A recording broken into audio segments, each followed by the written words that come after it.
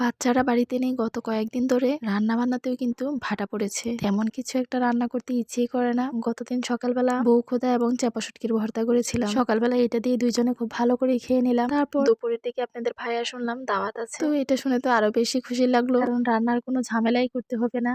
আমি এটা দিয়ে অনায়াসেই খেয়ে নিলাম, সাথে একটা ডিম ভাজিও করে নিলাম। আচ্ছা, এবার চিন্তার পালা হচ্ছে রাত্রে কি রান্না করব। রাত্রেও কিন্তু এই খাবারটাই ছিল, আর এই খাবারটাই কিন্তু আমি রাত্রেও খেয়ে নিয়েছিলাম। কিন্তু এই বউখুদা তো আপনাদের ভাইয়া রাত্রেবেলা একদমই খাবে না। এটার জন্য একটু নিনজা টেকনিক খাটালাম। মেসেঞ্জারে খুব ইমোশনাল ভাবে বললাম রান্না করতে ইচ্ছে করতেছে না, কিছু একটা আনতে। তারপরে এই তো রুটি এবং সবজি নিয়ে আসলো, আর এই খাবারটা আমি খুব সুন্দরভাবে পরিবেশন করে দিচ্ছিলাম ওকে, যাতে এই খাবারগুলো ও খুব ভালোভাবেই খায়। যদিও বাহিরের খাবারগুলো একদমই খেতে পছন্দ করে না, কিন্তু আমি তো বাড়িতে কোনো কিছুই রান্না করিনি। একটু ভালোভাবে সার্ভ করে দিলে আর একটু নম্র করার কথা বললে সবকিছুই জয় করা সম্ভব মনে হয়। বললাম এটা তুমি খেয়ে নাও। তারপর আর কি করা, আর একটু বেশি যত্ন আতির করার জন্য এখন যে পরিমাণ শীত পড়েছে ভাবলাম সাথে একটু গরম পানিও অ্যাড করে দেই, হয়তো আরো বেশি খুশি হবে। আমি 1 কেটলি পানি গরম করেছি, কিছুটা পরিমাণ ফ্লাস্কে রেখে দিয়েছি, আর কিছু জগের মধ্যে রেখে দেবো। একের পর এক সব খাবারগুলো দিয়ে অন্য গল্পে চলে গেলাম, যাতে খাবার বিষয়ে কোনো আলাপ না করতে পারে। খাবার বিষয়ে অবশ্যই তেমন কোনো আলাপ থাকে না, একটাই থাকে যে কিছুই রান্না করেনি, ব্যাপারটা কি। এইসব কথাগুলো শুনতে তো একদমই ইচ্ছে করে না, কারণ বাচ্চারাও নিয়ে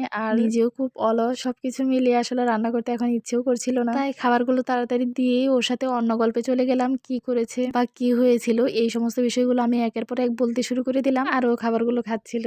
খুব ভালো হয়েছিল তাই না? আমি প্রায়ই এই কাজটা করে থাকি, কারণ আপনাদের ভাইয়া বাইরের খাবারটা একদমই পছন্দ করে না, সেটা আনতেও অনিচ্ছা প্রকাশ করে। আর যারা বাহিরের খাবারগুলো একদম পছন্দ করে না, তারা এই খাবারগুলো আনলেও কিন্তু একটু ডিটেলসে কিছু জানাতে চায় বা বলতে চায়, কিন্তু সেটা বলার না দিলেই হয়। আপনি একটু ভালোভাবে সার্ভ করে অন্য গাল গল্পে চলে যাবেন, যে এই গল্পগুলো শুনতে বেশি পছন্দ করে।